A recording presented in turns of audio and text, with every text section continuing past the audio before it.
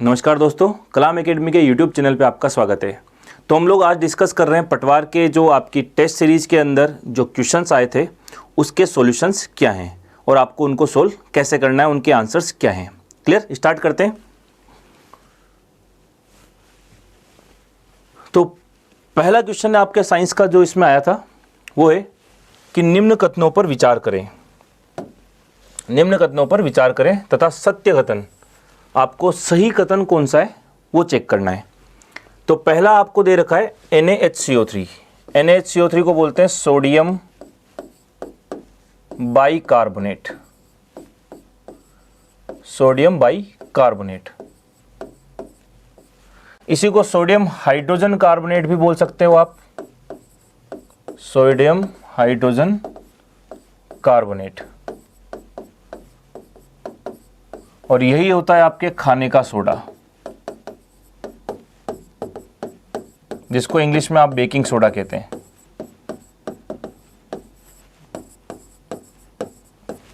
Clear. तो question है कि NaHCO3 सोडियम हाइड्रोजन कार्बोनेट या सोडियम बाइकार्बोनेट को बेकिंग सोडा कहा जाता है। बिल्कुल सही है, खाने का सोडा है। खाने के अंदर हम लोग इसका यूज़ करते हैं। तो आप लोग देखा होगा, इसको बेकरी में हम लोग यूज़ करते हैं, ब्रेड को फुलाने में, खमन, इडली ये सब बनाते हैं खाने पीने की चीज़ें। तो वहाँ पर इसको फुलाने के लिए, स्पॉन्जी बनाने के लिए हम लोग इसका यूज़ करते हैं। तो कास्टिक, इसको बेकिंग सोडा कहते हैं, सही बात है। दूसरा सोडियम हाइड्रोक्साइड, सोडियम हाइड्रोक्साइड होता है NaOH को कास्टिक सोडा कहते हैं। बिल्कुल, ये बात भी बिल्कुल सही है, क्योंकि दो ध्यान रखना, आपको जो कन्फ्यूज़न होंगे वो यहाँ पर होंगे, NaOH और KOH। NaOH और KOH, ये दो कन्फ्यूजिंग नाम है जहाँ पे आपको पूछा जाते हैं और क्वेश्चन को कन्फ्यूज़ करवाता है आपको। कि NaOH को बोलते हैं हम लोग, Na का मतलब होता है सोडियम, और साइंस में OH के लिए लगाते हैं हाइड्रोक्साइड, तो इसका नाम होता है सोडियम हाइड्रोक्साइड। और KOH, K का मतलब होता है पोटेशियम, और OH का मतलब होता है हाइड्रोक्साइड, तो नाम इसका बनता है पोटेशियम हाइड्रोक्साइड। तो ये सोडियम हाइड्रोक्साइड, ये पोटेशियम हाइड्रोक्साइड। अब ये तो कॉमन नेम है जो हमको ज़्यादातर याद रहते हैं। अब यहाँ से एक क्वेश्चन पूछा जाता है कि NaOH और KOH के दूसरे नाम क्या है। तो ध्यान रखना, दोनों के आगे लगा रहता है कास्टिक। ये भी कास्टिक है और ये भी कास्टिक है। अब कंफ्यूजन ये होता है कि एक जगह पूछता है कास्टिक सोडा कौन सा है, दूसरी जगह पूछते हैं कास्टिक पोटाश कौन सा है। अब इसको कैसे याद रखें? तो सिंपल सा तरीका ये है, सोडियम, तो नाम के आगे आप लगाओगे सोडा, इसलिए इसको बोलते हैं कास्टिक सोडा, कास्टिक सोडा। और ये है पोटेशियम, इसलिए नाम के आगे लगाएंगे पोटाश, तो नाम बन जाएगा कास्टिक पोटाश। क्लियर, याद आ जाएगा आपको। सिंपल सा तरीका याद रखना है, सोडियम है तो सोडा लगाना है, पोटेशियम है तो पोटाश लगाना है। एग्जैक्टली इनका नाम भी इसी वजह से ये पड़ा हुआ है। तो वो कास्टिक सोडा और ये कास्टिक पोटाश है। तो आपका दूसरा स्टेटमेंट यही तो था, NaOH को क्या कहते हैं? कास्टिक सोडा कहते हैं। तो आपको समझ में आ गया, ये और ये दोनों ही स्टेटमेंट सही है। ठीक है। तीसरा है सोडियम क्लोराइड। सोडियम क्लोराइड होता है NaCl का उपयोग खाद्य परिरक्षण में किया जाता है। बिल्कुल किया जाता है। बहुत बार चीज़ों को ख़राब होने से बचाने के लिए हम लोग उसको नमक के पानी में रखते हैं, क्योंकि नमक के पानी में रखने की वजह से क्या होता है, नमक की वजह से क्या होता है कि जब भी इसके अंदर कोई भी जीव, कोई भी रोगाणु, कोई भी जीव जंतु आकर के जब इसमें गिरता है तो उसका हो जाता है एक्सोऑस्मोसिस, बाह्य परासरण हो जाता है, और उसकी डेथ हो जाती है प्लाज्मोलाइसिस की वजह से, जीव द्रव्य कुंचन की वजह से। तो दूसरे कोई भी जीव जंतु इसको ख़राब नहीं कर पाएंगे, तो इसका खाद्य परीक्षण में भी यूज़ करते हैं हम लोग। क्लियर। तो ये तीनों ही स्टेटमेंट सही है, तीनों स्टेटमेंट सही है, पहला, दूसरा, तीसरा। तो आंसर आपका क्या जाएगा? डी। तो इस वाले क्वेश्चन का जो आंसर जाएगा वो जाएगा डी, कि सर 1, 2, 3 तीनों ही स्टेटमेंट सही हैं। क्लियर। और ये कुछ इंपॉर्टेंट बातें जो आपको एग्जाम में पूछी जाती है, अलग अलग पेपर्स में पूछी जाती है, पूछी गई है। क्या क्या? कि एक तो NaHCO3 सोडियम बाइकार्बोनेट को ही सोडियम हाइड्रोजन कार्बोनेट भी कहते हैं, खाने का सोडा भी यही है, इसको इंग्लिश में बेकिंग सोडा कहते हैं। और NaOH और KOH के नाम भी याद रखने हैं कि NaOH यानी सोडियम हाइड्रोक्साइड है, KOH यानी पोटेशियम हाइड्रोक्साइड है। Na के लिए यहाँ पे सोडियम है तो नाम लगा दिया कास्टिक सोडा, K यानी पोटेशियम है तो नाम लगा दिया कास्टिक पोटाश। क्लियर है? तो आई थिंक आपको पहला क्वेश्चन क्लियर हो गया कि इसका आंसर क्या होना चाहिए और इम्पोर्टेंट अदर बातें आपको इसमें क्या ध्यान रखनी है। क्लियर है? आगे बढ़ें। ठीक है, नेक्स्ट क्वेश्चन पे मूव करते हैं। अग्निशामक यंत्रों में किस पदार्थ का उपयोग किया जाता है? अग्निशामक यंत्रों में जो पदार्थ उपयोग में लिया जाता है वो है NaHCO3। अभी जस्ट आपको बताया था, इसी का नाम रखा था सोडियम बाइकार्बोनेट, या इसी को सोडियम हाइड्रोजन कार्बोनेट भी बोलते हैं। सोडियम हाइड्रोजन कार्बोनेट या सोडियम बाइकार्बोनेट भी बोलते हैं, क्योंकि यही टूट करके रिलीज करेगा क्या? CO2। यही टूट करके क्या करता है? CO2 रिलीज करता है। और आपको पता है CO2 कहाँ काम आती है? आग बुझाने में सहायक है।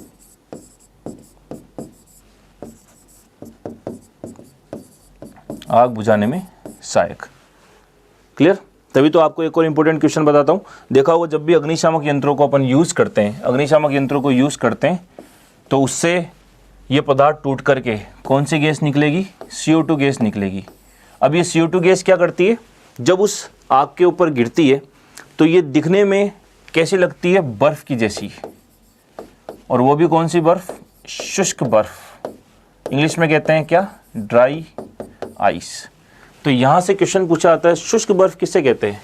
तो जो ठोस कार्बन डाइऑक्साइड है, सॉलिड CO2, उसी को शुष्क बर्फ़ भी कहते हैं। ये भी बहुत बार एग्जाम्स में आया हुआ क्वेश्चन है कि शुष्क बर्फ़ किसे कहा जाता है या ड्राई आइस किसे कहा जाता है? तो आप बोलेंगे सॉलिड CO2, ठोस कार्बन डाइऑक्साइड को ही शुष्क बर्फ़ कहा जाता है। क्लियर? एक क्वेश्चन तो आपको यहाँ से ये समझ में आएगा, क्योंकि अग्निशामक यंत्रों से जब पदार्थ निकलता है तो वाइट वाइट झाग जैसा पदार्थ आपको दिखाई देता है कि सर झाग जैसा, फोम जैसा पदार्थ निकल रहा है। अब झाग जैसा दिख रहा है, वाइट वाइट दिख रहा है, तो बर्फ़ जैसा अपन ने अपीयरेंस मान लिया इसका कि सर बर्फ़ जैसा है, और ड्राई रूप में इसलिए बोल दिया शुष्क बर्फ़। तो वो बर्फ़ नहीं होती, वो क्या होती है? CO2 होती है। किस फॉर्म में? ठोस फॉर्म में। तो सॉलिड CO2 यानी ठोस कार्बन डाइऑक्साइड को ही शुष्क बर्फ़ कहा जाता है। तो अग्निशामक यंत्रों में हम किस पदार्थ का यूज़ कर रहे हैं? सोडियम बाइकार्बोनेट का या सोडियम हाइड्रोजन कार्बोनेट का यूज़ कर रहे हैं, क्योंकि इसी से टूट के क्या निकलेगी? CO2 निकलेगी, जो आग बुझाने में हेल्प करेगी। क्लियर? तो आंसर क्या जाएगा इसका? Sodium hydrogen carbonate. Clear? Plaster of Paris हालांकि होता है CaSO4 dot half H2O।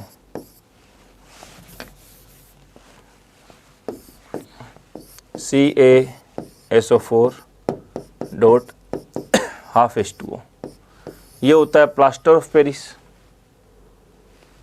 Clear? Calcium sulphate, Ca यानी कैल्शियम, SO4 यानी सल्फेट। हाफ के लिए यूज़ करते हैं अर्ध, H2O के लिए यूज़ करते हैं साइंस में हाइड्रेट। इंग्लिश में इसको आप हेमी भी बोल सकते हैं। तो प्लास्टर ऑफ पेरिस होता है कैल्शियम सल्फेट अर्ध हाइड्रेट या calcium sulphate hemi hydrate. Clear? Calcium sulphate अर्ध हाइड्रेट या कैल्शियम सल्फेट हेमी हाइड्रेट बोलते हैं किसको? POP को। और POP का यूज़ आपको पता ही है, चिकित्सा क्षेत्र में करते हैं, प्लास्टर बांधने में करते हैं, जिसको कह सकते हो आप भवन निर्माण में करते हैं। और इसका एक इम्पोर्टेंट यूज़ आपने पढ़ा होगा मूर्तियाँ बनाने में, कि स्टेचू किससे बनाई जाती है? मूर्तियाँ बनाई जाती है POP से। ये बताई दिया आपको सोडियम हाइड्रोजन कार्बोनेट क्या है? खाने का सोडा है। सोडियम कार्बोनेट होता है Na2CO3 डॉट 10H2O। इसको हम लोग वॉशिंग सोडा कहते हैं, दावन सोडा जिसको कहते हो आप, कपड़े धोने में इसका यूज़ करते हैं। ठीक है? ये NaCl होता है सोडियम क्लोराइड, जिसको आप नमक कहते हो, टाटा सोल्ट कहते हो, या टेबल सोल्ट भी कहते हैं इसको। खाना खाते समय टेबल पे रखते हैं तो इसका नाम टेबल सोल्ट रख दिया। तो ये खूब बार पूछा जाता है, टेबल सोल्ट के नाम से किसको जाना जाता है? सोडियम क्लोराइड को जाना जाता है। क्लियर? तो ये सारी बातें इन ऑप्शंस के बारे में आपको ध्यान रखनी है। आंसर क्या जाएगा इसका? सोडियम हाइड्रोजन कार्बोनेट या sodium bicarbonate. Clear? I think इतनी बात ठीक है। आगे बढ़ते हैं। नेक्स्ट क्वेश्चन है MgO+O2। इसको थोड़ा सा आप कैपिटल Mg लिखें, क्योंकि कोई भी तत्व होता है, तत्व का पहला अक्षर हमेशा कैसा होता है, कैपिटल होता है। तो 2Mg प्लस O2 मिलके क्या बना रहा है, 2MgO। ये रिएक्शन दे रखी है आपको। तो पूछ रहा है इस अभिक्रिया में मैग्नीशियम धातु का क्या हो रहा है, मैग्नीशियम का क्या हो रहा है, ऑक्सीकरण हो रहा है या अपचयन हो रहा है। तो देखिए थोड़ा सा आपको ऑक्सीकरण अपचयन के बारे में एक बात बताते हैं। एक टाइप की रिएक्शन आप पढ़ते हो रेडॉक्स रिएक्शन, ये एक नाम आपको पढ़ने को मिलेगा। रेडॉक्स वर्ड का मतलब देखिए क्या होता है। रेडॉक्स का मतलब होता है कि ये दो वर्ड से मिलके बना है। रेड का मतलब रिडक्शन और ऑक्स का मतलब ऑक्सीडेशन। तो रेडॉक्स वर्ड दो चीज़ों से मिलकर के बना है, दो नाम से मिलके बना है, रिडक्शन और ऑक्सीडेशन। ऑक्सीडेशन का मतलब होता है ऑक्सीकरण और रिडक्शन का मतलब होता है अपचयन। तो रेडॉक्स अभिक्रिया का मतलब क्या हुआ, रेडॉक्स अभिक्रिया का मतलब हुआ ऐसी अभिक्रियाएं जिसमें ऑक्सीकरण और अपचयन साथ साथ हो। अगर दोनों साथ साथ होंगे तो दोनों को मिला के हमने क्या बोल दिया, रेडॉक्स बोल दिया। रेड वर्ड आया रिडक्शन से, ऑक्स वर्ड आया ऑक्सीडेशन से। तो ऐसी अभिक्रिया जिसमें ऑक्सीकरण अपचयन साथ साथ होता है रेडॉक्स अभिक्रिया कहलाती है। क्लियर। अच्छा, ऑक्सीकरण को उपचयन भी कह सकते हैं, पर ये थोड़े से टिपिकल वर्ड है, कम याद रखें, आप इंग्लिश में ही याद रखें, ज़्यादा बेटर है। अब सर ये क्या होता है ऑक्सीकरण अपचयन, तो सिंपल सा तरीका देखिए, डेफिनेशन खूब सारी है पर बेसिक 2-3 डेफिनेशन में बता देता हूँ आपको। क्या है, ऑक्सी का मतलब होता है ऑक्सीजन, ईकरण का मतलब होता है जुड़ना। तो ऑक्सीजन का जुड़ना ये कहलाता है ऑक्सीकरण। तो इसका उल्टा अपचयन होगा, तो इधर हो जाएगा ऑक्सीजन का हटना। क्लियर। तो ये तो बहुत फेमस और कॉमन डेफिनेशन है कि सर ऑक्सीजन का जुड़ना इसलिए नाम दे दिया ऑक्सीकरण, ऑक्सीजन का हटना तो अपचयन।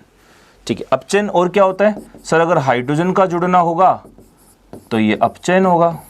तो सर इधर इसका उल्टा हो जाएगा, हाइड्रोजन का हटना तो ये ऑक्सीकरण हो जाएगा। क्लियर। और एक और डेफिनेशन याद रख सकते हैं, इलेक्ट्रॉन का त्यागना भी, लॉस ऑफ इलेक्ट्रॉन अगर सर कहीं हो रहा है तो वो भी क्या है, ऑक्सीकरण है। लॉस ऑफ इलेक्ट्रॉन, कोई अगर इलेक्ट्रॉन त्यागे तो वो ऑक्सीकरण है। तो इधर इसका उल्टा हो जाएगा, गेन ऑफ इलेक्ट्रॉन, इलेक्ट्रॉन का ग्रहण करना तो वो अपचयन हो जाएगा। तो ये बेसिक डेफिनेशन है और भी कि ऑक्सीकरणांक यानी इंक्रीज इन ऑक्सीडेशन नंबर, ऑक्सीकरणांक की वृद्धि ऑक्सीकरण है, ऑक्सीकरणांक में कमी अपचयन है, ऋण विद्युत तत्व का जुड़ना ऑक्सीकरण है, ऋण विद्युत तत्व का हटना अपचयन है।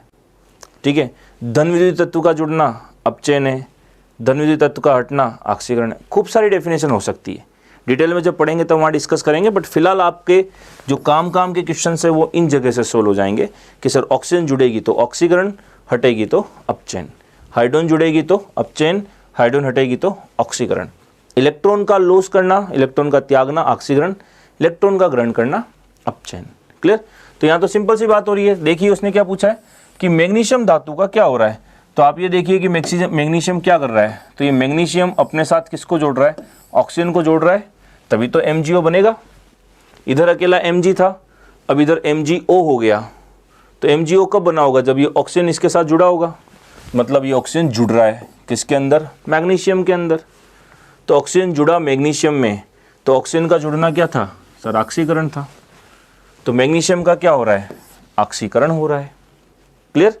तो सिंपल से क्वेश्चन है, बहुत इजी, लेकिन आपको कॉन्सेप्ट पता होना चाहिए कि ऑक्सीकरण किसको कहा जाएगा और अपचयन किसे कहा जाएगा। क्लियर। तो ऑक्सीजन जहाँ जुड़ेगी उसका ऑक्सीकरण हो जाएगा। तो मैग्नीशियम का ऑक्सीकरण हो रहा है। अब चाहो तो आप उल्टा भी समझ सकते हो, अगर वो पूछता सर ऑक्सीजन का क्या हुआ, तो सर जब इसका ऑक्सीकरण हो रहा है तो इसका अपचयन हो रहा होगा, क्योंकि एक ग्रहण करेगा तो दूसरा त्यागेगा, एक का ऑक्सीकरण होगा तो दूसरे वाले का अपचयन होना ही होना है। क्लियर।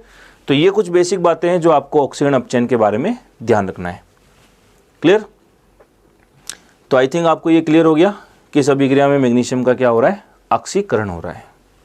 आगे बढ़ते हैं नेक्स्ट क्वेश्चन पे कि दो सूची दे रखी है आपको 1 और 2, इनको आपस में मिलाना है और सही ऑप्शन का आपको क्या करना है, सिलेक्शन करना है। ठीक है, देखते हैं। तो ऊष्मा तथा विद्युत का सर्वोत्तम चालक, ठीक है। तो ऊष्मा और विद्युत का सबसे अच्छा चालक, ऊष्मा का आपको पता हो नहीं पता हो, लेकिन विद्युत का सबको बहुत अच्छे से पता है कि सर धारा का सबसे अच्छा चालक कौन होता है, ऑब्वियस सी बात है चांदी होती है। तो इसका आंसर जाएगा 4। अब देखिए ए का 4 ऑप्शन कहाँ दिख रहा है, ए का 4 ऑप्शन तो सर दिख ही यहीं रहा है, आपको आगे पढ़ने की ज़रूरत ही नहीं है। अगर आपको नहीं भी पता है तो आपको पता है आंसर तो यही जाएगा। क्लियर। तो देखो बहुत बार क्या होता है, स्मार्टली भी आंसर निकाला जा सकता है अगर आपको पता नहीं है और ऑप्शन थोड़े से सही हैं तो आप इजीली सोल्व कर सकते हैं, अदरवाइज पता तो आपको सारी बातें होनी चाहिए। दूसरा सबसे अधिक मात्रा में पाई जाने वाली धातु एल्यूमिनियम, ठीक है। फिर नेक्स्ट सबसे अधिक लचीली तथा पीटकर बढ़ाए जाने योग्य, जिसको आप कहते हो क्या, आघातवर्धनीयता। पीटते रहो टूटे नहीं, पतली चादरों में बदल जाए, तो आघातवर्धनीयता, इसी का तो मतलब होता है आघातवर्धनीय, जिसको आप कहते हो मेलिएबल। मेलिएबल तो सबसे ज़्यादा आघातवर्धनीय कौन है, सोना होता है, इसलिए तो इसकी ज्वेलरी आसानी से बनाई जा सकती है, तार भी इसके आसानी से खींचे जा सकते हैं, तन्यता का गुण भी ज़्यादा है, डक्टाइल भी है। ऊष्मा का न्यूनतम चालक सर शीशा होता है। तो अगर आप मैच करेंगे तो देखिए ऑप्शन यही बैठ रहा है, ए का 4, बी का आपके क्या बना 3rd, सी का क्या गया पहला, और डी का क्या गया दूसरा। तो वैसी बात है ऑप्शन क्या जाएगा इसका, डी जाएगा। तो आपको ये चारों बातें ध्यान होनी चाहिए। वैसे इस क्वेश्चन के अंदर तो अगर आपको एक भी बात याद होती तब भी आपको आसानी से इसका आंसर मिल जाता। क्लियर है। आई थिंक ये 4-5 क्वेश्चन अभी तक आपको बहुत अच्छे से समझ में आ गए होंगे और बहुत सारी एडिशनल बातें भी आपको सीखने को मिली है जो एग्जाम में पूछी जाती है। क्लियर। आगे बढ़ते हैं। तो देखिए निम्न कथनों पर विचार कर सत्य कथन की बात करनी है। जहां भी ऐसा लिखा हो ना तो इसको आप मार्क कर लें। बहुत बार क्या पूछता है, निम्न में से असत्य कथन कौन सा है, निम्न में से सत्य कौन सा है। हम लोग कंफ्यूज हो जाते हैं, हम लोग का ध्यान यही चलता है सर सत्य है या असत्य कथन है। तो इनको ध्यान से पढ़े, सत्य पूछा गया है। Excuse me. पहला है प्राकृतिक रबर नियोप्रीन का बहुलक होता है। ये बिल्कुल गलत है, क्योंकि सर प्राकृतिक रबर जो होता है ना वो नियोप्रीन का नहीं, वो आइसोप्रीन का बहुलक होता है। प्राकृतिक रबर किसका बहुलक होता है, आइसोप्रीन का बहुलक है। नियोप्रीन का तो होता है कृत्रिम रबर, सिंथेटिक रबर जो होता है वो नियोप्रीन का पॉलीमर होता है। बहुलक का मतलब पॉलीमर। तो सर पहला ऑप्शन तो गलत हो गया। दूसरा ग्रेफाइट विद्युत का सुचालक है। बिल्कुल ग्रेफाइट विद्युत का सुचालक होता है। कारण सर ग्रेफाइट किसका अपर रूप है, कार्बन का अपर रूप है, एलोट्रोप ऑफ कार्बन है। तो ये तो सही है। क्यों सही है, क्योंकि सर ग्रेफाइट कार्बन का अपर रूप है, एलोट्रोप ऑफ कार्बन है, यानी कार्बन की ही फॉर्म है। और आपको पता है कार्बन के बाह्यतम कोश में कितने इलेक्ट्रॉन होते हैं, कार्बन के आउटर मोस्ट शेल में 4 इलेक्ट्रॉन है। तो ग्रेफाइट की स्ट्रक्चर जब आप पढ़ते हैं तो उसमें ऐसा होता है कि इसमें प्रत्येक कार्बन 3 ही कार्बन से जुड़ा रहता है। प्रत्येक कार्बन 3 ही कार्बन से जुड़ा रहता है। तो 3 कार्बन से जुड़ा रहता है तो तीनों इलेक्ट्रॉन तो बॉन्ड बनाने में काम में आ चुके, बंध बनाने में भाग ले चुके। अब सर चौथा इलेक्ट्रॉन क्या है, फ्री है। तो ये मुक्त इलेक्ट्रॉन है और फ्री इलेक्ट्रॉन होगा तो फ्री इलेक्ट्रॉन क्या करेगा, गति करेगा। और इलेक्ट्रॉन की गति होगी तो उसी को तो अपन क्या कहते हैं, धारा, करंट। डेफिनेशन यही तो पढ़ी थी आपने कि आवेश के प्रवाह की या इलेक्ट्रॉन के प्रवाह की दर क्या कहलाती है, धारा कहलाती है, rate of flow of charge. तो आवेश या इलेक्ट्रॉन जब भी गति करेगा तो धारा उत्पन्न होगी। तो यहाँ पर सर इलेक्ट्रॉन फ्री है तो ऑब्वियसली बात है ये गति करता है, और गति करेगा, मुक्त रहेगा तो धारा का प्रवाह भी करेगा। धारा का जो प्रवाह करते हैं वो क्या कहलाते हैं, सुचालक।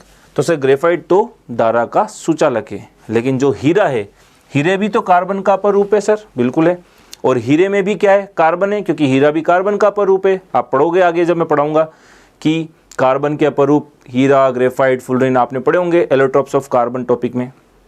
तो सर हीरा भी कार्बन का अपर रूप है, पर हीरे में भी जैसे कार्बन है तो कार्बन के बाह्यतम कोश में तो 4 इलेक्ट्रॉन ही होते हैं। तो हीरे की संरचना में क्या होता है, प्रत्येक कार्बन 4 कार्बन से जुड़ा रहता है। तो उसकी वजह से क्या होगा, चारों इलेक्ट्रॉन बंध बनाने में भाग ले चुके होंगे, कोई इसके पास मुक्त इलेक्ट्रॉन नहीं है। और जब मुक्त इलेक्ट्रॉन है ही नहीं तो वो गति भी नहीं करेगा, और इलेक्ट्रॉन गति नहीं करेगा तो वो धारा का प्रवाह भी नहीं करेगा। तो यही तो इसका सबसे फेमस क्वेश्चन बनता है कि सर हीरा तो धारा का क्या है, कुचालक है या अचालक है। हीरा धारा का अचालक है, इंसुलेटर है, जबकि ग्रेफाइट धारा का चालक है, कंडक्टर है। कारण सर इसमें मुक्त इलेक्ट्रॉन है, हीरे में मुक्त इलेक्ट्रॉन नहीं है। तो सर इसमें तो केवल ये वाला स्टेटमेंट सही है। ऑप्शन क्या जाएगा, केवल 2। क्लियर। तो होप यहाँ तक को आपको समझ में आए होंगे और यहाँ तक के आपके क्वेश्चंस भी सारे सही होंगे, क्योंकि बहुत कोई एक्स्ट्रा या बहुत ज़्यादा हाई लेवल का क्वेश्चन अभी तक नहीं आया। बहुत कॉमन क्वेश्चंस हैं, ये वो क्वेश्चंस हैं जो ऑलमोस्ट एग्जाम में आपको मिलते हैं, रिपीट होते हैं। क्लियर। बेसिक साइंस के एग्जाम्पल्स हैं ये सब। ठीक है, आगे बढ़ते हैं। कि जब पृथ्वी की ओर मुक्त रूप से गिरती हुई वस्तु की कुल ऊर्जा का मान, यानी यहां बात कर रहा है सर ये फ्री फॉल की, यानी आपने किसी बॉल को मुक्त रूप से गिराया और वो कहाँ गिर रही है, जमीन पे। तो एक बात तो ध्यान रखना, मुक्त रूप से जब भी कोई वस्तु गिरती है, मुक्त रूप से गिरने पर, या इसी के लिए वर्ड यूज करते हैं छोड़ने पर। तो जब भी कभी ऐसा कोई ऑप्शन आए कि मुक्त रूप से गिर रही है, फ्री फॉल हो रही है, ड्रॉप किया जा रहा है, छोड़ा जा रहा है, गिराया जा रहा है, इस समय हमेशा और हमेशा प्रारंभिक वेग, जिसको आप लिखते हो u से, कितना मानना है, 0। कारण उसका ये है कि आपने इसको कोई वेग दिया ही नहीं, आपने तो बस इसको केवल छोड़ा है। तो जब भी आप इसको छोड़ोगे तो छोड़ने पर क्या होता है, हमेशा ये केवल g की वजह से नीचे जाती है। g मतलब गुरुत्वीय त्वरण, ग्रेविटेशनल एक्सेलरेशन की वजह से वस्तु नीचे की ओर जाती है। इसलिए इस वस्तु पर केवल g लग रहा है, आपने इसके ऊपर कोई एक्सटर्नल फोर्स नहीं लगाया है, इसलिए प्रारंभिक वेग हमेशा कितना मानना है आपको, 0 मानना है। क्लियर। और जब भी प्रारंभिक वेग अपन 0 मानते हैं तो वस्तु हमेशा केवल किसकी वजह से नीचे जा रही है, g, गुरुत्वीय त्वरण की वजह से नीचे जा रही है। और जब भी मुक्त रूप से गिरने की कंडीशन होती है तब कुल ऊर्जा, या आप यूं कह दो यांत्रिक ऊर्जा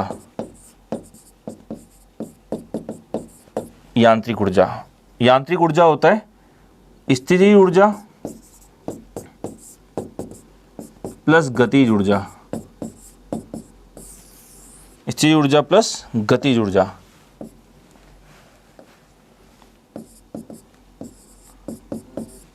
क्या रहती है, नियत रहती है, कांस्टेंट रहती है। तो फ्री फॉल के केस में हर बिंदु पर कुल ऊर्जा का मान क्या रहता है, नियत रहता है। तो ऊर्जा संरक्षण का नियम यही तो है, आप यही तो रट के आते हो कि कुल ऊर्जा ब्रह्मांड की क्या है, नियत है। ऊर्जा को न तो उत्पन्न किया जा सकता है, न नष्ट किया जा सकता है, केवल एक रूप से दूसरे रूप में परिवर्तित किया जा सकता है। तो जब इसको यहाँ से गिरा रहे हैं तो इसके पास कुछ ना कुछ हाइट है, तो इसके पास स्थितिज ऊर्जा है, वस्तु रुकी हुई है तो गतिज ऊर्जा तो कितनी है, 0 है। तो केवल इसके पास जितनी भी ऊर्जा है वो सब स्थितिज ऊर्जा है। अब जब छोड़ोगे तो नीचे आएगी तो कुछ ना कुछ वेग बढ़ेगा, हाइट कम होगी, यानी स्थितिज ऊर्जा तो कम होती जाएगी, वेग बढ़ता जाएगा तो गतिज ऊर्जा बढ़ती जाएगी। तो स्थितिज ऊर्जा कम हो रही है, गतिज ऊर्जा बढ़ रही है, फिर धीरे धीरे जब यहाँ पर आएगी तो स्थितिज ऊर्जा कम होती जाएगी, वेग बढ़ता जाएगा। तो एक ऊर्जा कम होगी, दूसरी बढ़ेगी, तभी तो कुल योग क्या रहेगा, नियत रहेगा।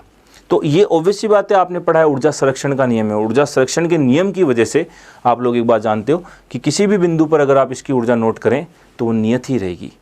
तभी तो हम लोग कहते हैं ब्रह्मांड की कुल ऊर्जा नियत है, वो तो चेंज हो ही नहीं सकती। केवल ऊर्जा तो रूपांतरित होती है, कन्वर्ट होती है एक रूप से दूसरे रूप में। तो यहाँ पर क्या बात आएगा कि कुल ऊर्जा क्या रहती है, नियत रहती है, कांस्टेंट रहती है। क्लियर। तो कुल ऊर्जा या मैकेनिकल एनर्जी, यांत्रिक ऊर्जा का मतलब होता है स्थितिज ऊर्जा प्लस गतिज ऊर्जा, sum of potential energy and kinetic energy क्या रहती है, कांस्टेंट रहती है। तो ये आपको ध्यान रखनी है। फ्री फॉल के केस में ऐसा होता है, मुक्त रूप से गिरने की अवस्था में ऐसा होता है। क्लियर है। आगे बढ़ा जाए, आगे देखते हैं विद्युत के ऊष्मीय प्रभाव पर आधारित है। अब विद्युत का ऊष्मीय प्रभाव क्या है, विद्युत का ऊष्मीय प्रभाव H बराबर I² RT। H का मतलब होता है हीट, तो धारा का ऊष्मीय प्रभाव पढ़ा होगा आपने, हीट। आई का मतलब होता है करंट, धारा। आर का मतलब होता है प्रतिरोध, रेजिस्टेंस। टी का मतलब होता है टाइम, समय। यानी आपने क्या करा, एक तार लिया, एक चालक तार लिया, कंडक्टिंग वायर लिया, और इसमें क्या करा, टी समय के लिए। अब तार है तो ऑब्वियसली बात है, इस तार का भी कोई ना कोई क्या होगा, रेजिस्टेंस होगा ही होगा, क्योंकि दुनिया के हर पदार्थ के अंदर प्रतिरोध तो होगा। केवल आदर्श वस्तु ऐसी होती है जिसके अंदर प्रतिरोध कितना होता है, शून्य होता है। इसलिए आदर्श कोई वस्तु होती नहीं है, आइडियल कोई चीज़ नहीं है दुनिया में, तो मानी हुई चीज़ें, काल्पनिक चीज़ें। तो कोई भी वस्तु होगी सर, कोई ना कोई रेजिस्टेंस या प्रतिरोध तो होगा जो धारा के प्रवाह में बाधा उत्पन्न करेगा। तो सर किसी तार है जिसका प्रतिरोध आर दे रखा है, उसमें हमने क्या करा, टी समय के लिए सर आई धारा बहा दी। ठीक है, तो जैसे आई धारा बहेगी, करंट बहेगा, तो कुछ समय बाद वो क्या होने लग जाता है, गर्म होने लग जाता है, क्योंकि उसमें क्या उत्पन्न होने लगती है, हीट। तो यही तो वो बोल रहा है रूल कि सर अगर किसी तार है, कौन सा तार, चालक तार, क्योंकि चालक तार में धारा आसानी से बहेगी, तो किसी चालक तार जिसका प्रतिरोध आर है, उसमें टी समय के लिए आई धारा प्रवाहित करते हैं, तो उसमें क्या उत्पन्न होती है, हीट उत्पन्न होती है, ऊष्मा उत्पन्न होती है। यही धारा का क्या कहलाता है, ऊष्मीय प्रभाव। तभी तो वो तार गर्म होने लग जाता है। आप देखिए कोई भी इलेक्ट्रॉनिक उपकरण अगर यूज़ किया जाएगा तो वो थोड़ी देर बाद गर्म होने लगेगा, चाहे पंखा हो, चाहे टीवी हो, चाहे बल्ब हो, चाहे ट्यूबलाइट हो, कोई भी हो, जहाँ धारा प्रवाहित होगी चालक के अंदर, धीरे धीरे वो गर्म होगा। तो हीटर में भी ऐसा ही होता है, गर्म होगा, प्रेस में भी गर्म होकर के करेगा, टोस्टर में भी गर्म होकर वो अपनी क्रियाविधि करेगा। सर रेफ्रिजरेटर कूलिंग करने का काम आता है। ठीक है, तो कौन सा इसके ऊपर आधारित नहीं है, तो सर रेफ्रिजरेटर इस पर आधारित नहीं है। क्लियर, याद करने की सिंपल सी चीज़ है। कॉमन सा अगर आपने 3 ऑप्शन काट दिया तो चौथा आपको आंसर मिल जाएगा। क्लियर है, ठीक है, आगे बढ़ते हैं। शक्ति का मात्रक है, तो शक्ति का मात्रक क्या होता है सर, शक्ति का फॉर्मूला होता है P, यानी शक्ति क्या होती है सर, कार्य करने की दर।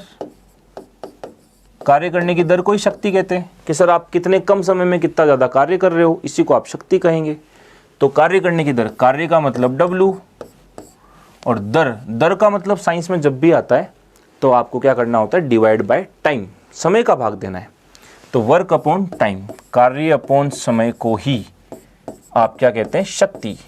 तो सर अगर यूनिट निकाले तो यूनिट क्या आएगी इसकी, कार्य की यूनिट क्या होती है, जूल होती है, ये लो जूल, और समय की यूनिट क्या होती है, समय की यूनिट सेकंड होती है। तो यूनिट आ गई शक्ति की, क्या, शक्ति का मात्रक आ गया जूल पर सेकंड, और जूल पर सेकंड को ही साइंटिस्ट ने अपने नाम पर कहा वॉट। तो आपको शक्ति का मात्रक क्या याद रखना है, या तो वोट याद रखें, या वोट का ही मतलब होता है जूल पर सेकंड। तो देखते हैं शक्ति का मात्रक क्या है, या तो जूल पर सेकंड या वोट। इसमें क्या दे रखा है, वोट दे रखा है, तो सर वोट इसका मात्रक है। ठीक है, जूल किसका मात्रक है, जूल सर कार्य का भी होता है, जूल ऊर्जा का भी होता है। ठीक है, न्यूटन किसका होता है सर, न्यूटन बल का मात्रक है। क्लियर, इतनी बात समझ में आ गई आपको। तो अच्छा, और न्यूटन इंटू मीटर किसका है, तो कार्य का फॉर्मूला होता है बल इंटू विस्थापन। कार्य का फॉर्मूला होता है बल इंटू विस्थापन। तो बल का मात्रक न्यूटन, विस्थापन का मात्रक मीटर। तो न्यूटन मीटर किसका है सर, ये कार्य का ही मात्रक है। तो इसका शक्ति का तो आंसर क्या जाएगा, वोट, या सर क्या कह सकते हैं इसको, जूल पर सेकेंड। क्लियर है, बहुत बेसिक चीज़ें। जब आप सब पढ़ेंगे डिटेल में तब मैं आपको पढ़ाऊंगा डिटेल में सर इन सब के और डिटेल क्या हैं, इनके मतलब और क्या क्या हो सकते हैं, इनके और क्वेश्चन को पूछने के तरीके क्या हो सकते हैं, क्या क्या क्वेश्चंस पूछे जा सकते हैं। क्लियर, तो आई थिंक आपको ये सारी बातें भी क्लियर हो चुकी। आगे बढ़ा जाए, आगे समझते हैं कि कौन सा सही सुमेलित नहीं है। ये देखिए, अब आपको इसके अंदर देखना है कौन सा पेड़ सही नहीं है। तो परमाणु का प्लम पुडिंग मॉडल, परमाणु का प्लम पुडिंग मॉडल किसने दिया था, थॉमसन ने, बिल्कुल दिया था सर।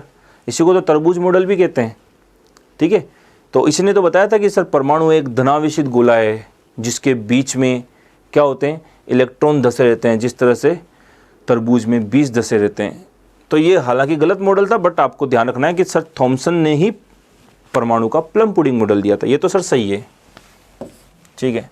न्यूट्रॉन की खोज जेम्स चैडविक ने की थी, ये भी सही है, बिल्कुल सही है, ठीक है। इलेक्ट्रॉन की खोज जे थॉमसन ने की थी, ये भी सही है। प्रोटॉन की खोज रदरफोर्ड ने नहीं की थी। प्रोटॉन की खोज तो किसने की थी? गोल्डस्टीन ने की थी। हालांकि बहुत सारे टीचर लिखाते हैं प्रोटॉन की खोज रदरफोर्ड ने की थी, बिल्कुल गलत है। रदरफोर्ड ने प्रोटॉन की खोज नहीं की थी। प्रोटॉन की खोज का श्रेय जाता है गोल्डस्टीन को। रदरफोर्ड ने तो नाभिक की खोज की थी, न्यूक्लियस की। तो ये कन्फ्यूजन होंगे आपको, क्योंकि ये बहुत बार एग्जाम में आते हैं। तो याद करने का सिंपल सी एक ट्रिक बता देता हूँ आपको, हो सकता है आपने पढ़ी हो कभी। तो आपको ट्रिक सिंपल से याद रखना है कि आपको चढ़ना है किस पर? ईंट पर। ट्रिक क्या है? कहाँ चढ़ना है? ईंट पर। और नाचना कैसे? गोल गोल। तो आपके पास ट्रिक ध्यान रखनी है, ईंट पर गोल गोल नाच। कैसे नाच? ईंट पर गोल गोल नाच। आप भले कैसे नाचे, पर आपको याद ये रखना है कि गोल गोल नाचना है, क्योंकि बारिश का मौसम है, नाचने का मौसम है। तो देखिए, तो ईंट पर गोल गोल नाच। E4 क्या होगा? E4 इलेक्ट्रॉन, ट से थॉमसन, ट से टी फॉर थॉमसन, प से सर प्रोटॉन, गो से सर गोल्डस्टीन, न से न्यूट्रॉन और च से चैडविक।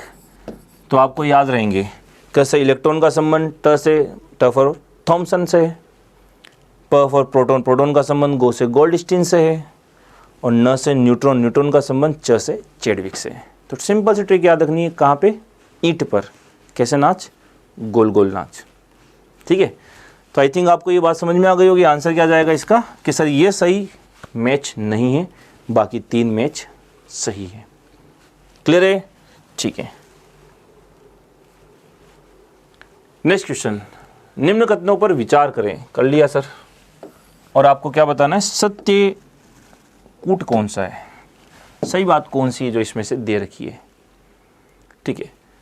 तो देखिए, सबसे पहली बात तो मृग मरीचिका का बनना प्रकाश के अपवर्तन का उदाहरण है। इसको स्टेटमेंट को 1 सेकंड के लिए रोकते हैं, क्योंकि इसमें थोड़ी सी बात आपको ध्यान रखनी है। स्टेटमेंट नंबर 2 देखते हैं। सर आकाश का नीला दिखाई देना व्यतिकरण का उदाहरण है। सर ये स्टेटमेंट तो हो गया गलत, क्योंकि सर ये व्यतिकरण नहीं है, बचपन से पढ़ रहे हैं हम लोग। आकाश का नीला दिखाई देना प्रकाश के प्रकीर्णन के कारण होता है, स्कैटरिंग के कारण होता है। आकाश का नीला दिखाई देना स्कैटरिंग ऑफ लाइट, प्रकाश के प्रकीर्णन के कारण होता है। आपने पढ़ा होगा, प्रकाश जा रहा है, रास्ते में जैसे ही धूल का कण आया, तो प्रकाश जैसे ही रास्ते में धूल का कण आया, धूल के कणों से टकरा कर प्रकाश क्या हो जाता है? फैल जाता है। इसी को आप लोग कहते हैं प्रकाश का प्रकीर्णन। अरे सिंपल सी बात है, जैसे हम लोग एग्जाम में टफ पेपर देख के हम लोग फैल जाते हैं, वैसे प्रकाश किसको देख के फैलता है? धूल के कणों को देख के फैलता है। तो प्रकाश धूल के कणों से जाएगा, टकरा करके फैल जाएगा। इस घटना को हम लोग क्या कहते हैं? प्रकाश का प्रकीर्णन कहते हैं, स्कैटरिंग ऑफ लाइट कहते हैं। इसी की वजह से महासागरों का रंग नीला दिखाई देता है, इसी की वजह से आकाश का रंग नीला दिखाई देता है। इसी की वजह से आजकल क्वेश्चन क्या पूछते हैं कि सूर्योदय और सूर्यास्त के समय आकाश का लाल रंग दिखाई देना, ठीक है, वो भी क्या है? प्रकीर्णन है। तो इसको बहुत बार पेपर में ऐसा भी पूछा जाता है कि सूर्योदय और सूर्यास्त के समय आकाश में छाई लालिमा का कारण है क्या? प्रकीर्णन। तो बात है कि वो पूछे लालिमा, गरिमा, राधेमा, कुछ भी पूछ ले, आंसर आपको देना है प्रकीर्णन। कि इस प्रकीर्णन की वजह से ही आकाश के अंदर रेडनेस दिखाई देती है, लालिमा दिखाई देती है, सूर्य आपको हल्का सा लाल सा दिखाई देता है उस समय। सबका आंसर जाएगा प्रकीर्णन। और आजकल देखिए क्या पूछते हैं कि अंतरिक्ष यात्रियों को आकाश का रंग कैसा दिखाई देता है? काला दिखाई देता है। क्यों? क्योंकि वहाँ पे स्कैटरिंग नहीं होती, प्रकाश का प्रकीर्णन नहीं होता। तो प्रकाश का प्रकीर्णन क्यों नहीं होगा? सर प्रकीर्णन के लिए क्या चाहिए? डस्ट पार्टिकल चाहिए, धूल के कण चाहिए। और अंतरिक्ष में ऐसा कोई डस्ट पार्टिकल नहीं है जो इसको स्कैटर कर सकें, प्रकीर्णन कर सकें। तो ये सारी बातें प्रकीर्णन की है। तो कुल मिला के सर ये स्टेटमेंट तो है गलत, इसमें तो कोई डाउट नहीं है, ठीक है। अब बात करते हैं सर तीसरे स्टेटमेंट की। सर प्राथमिक इंद्रधनुष बनने में 1 बार परावर्तन और 2 बार अपवर्तन की घटना होती है। हाँ सर, ये कन्फ्यूजिंग है, क्योंकि जिसने पहली बात तो बहुत से इतना डिटेल में नहीं पढ़ते। दूसरा जो पढ़ते हैं वो 2 प्रकार के इंद्रधनुष पढ़ते हैं, प्राथमिक और द्वितीयक। अब उसमें भी वो क्या फालतू का केवल कचरा रटते हैं कि इसमें एक में 2 बार परावर्तन, 1 बार अपवर्तन, एक में 2 बार अपवर्तन, 2 बार परावर्तन। और एग्जाम में आते थे ये कन्फ्यूजन हो जाता है कहाँ क्या था, 2 बार क्या था, 1 बार क्या था, 2 बार क्या था और 2 बार क्या था, ये सारा कन्फ्यूजन हो जाते हैं। तो सिंपल से आपको बेस्ट ट्रिक बताता हूँ याद रखने की। क्लियर? इसको याद करने का सबसे बेस्ट तरीका सिंपल सा कॉन्सेप्ट कि सर जो इंद्रधनुष है वो 2 प्रकार का है, प्राथमिक और द्वितीयक, प्राइमरी और सेकेंडरी। प्राइमरी रेनबो और सेकेंडरी रेनबो, ये 2 टाइप का इंद्रधनुष होता है जनरली जो आपको पूछा जाता है एग्जाम में। अब देखिए आपको याद क्या करना है, सबसे बेस्ट तरीका, ये बनाई अपने जल की बूंद, ठीक है, ये भी क्या है, जल की बूंद। प्राथमिक यानी ये प्रकाश आया, प्राथमिक का मतलब सिंपल सा तरीका याद रखना, एक, इसको एक बार टकराओ और बाहर निकाल दो प्रकाश को, ठीक है। और वो है द्वितीयक, तो आपको अंदर 2 बार टकराना है। ये प्रकाश आया, एक बार टकराया, दूसरी बार टकराया और बाहर निकल गया। ये याद रखने का जस्ट तरीका है, वरना तो कॉन्सेप्ट आपको पता होना चाहिए। आपको सिंपल से याद करने का तरीका बताता हूँ, ठीक। और जब आपको पढ़ाऊँगा तब बताऊँगा डिटेल में।